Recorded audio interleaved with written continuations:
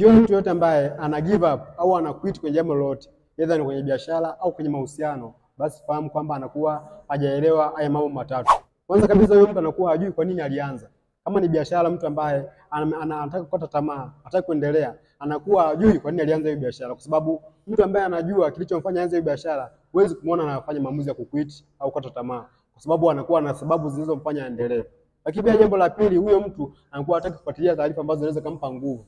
Anawekeza muda wake mwingi kufuatilia taarifa ambazo zinakuwa zinamkatisha tamaa. Kwa hiyo ni rahisi sana mtu kukata tamaa kama anakuwa hana taarifa za kutosha. Lakini pia jambo la tatu ambalo linafanya watu wengi wanakuita au wanakata tamaa, mara nyingi watu wengi wanakuwa wanaanza vitu kwa mihemko. Kama ni mahusiano au kama ni biashara, wengi wanaanza kwa mihemko. Wanakuwa hawana taarifa za kutosha, lakini pia wanakuwa hawajatuliza mawazo yao. Kwa hiyo ni rahisi sana mtu kujikuta ameanza biashara nyingi ambazo hazijafika mahala popote, kwa sababu anakuwa anaanza mara nyingi kwa mihemko.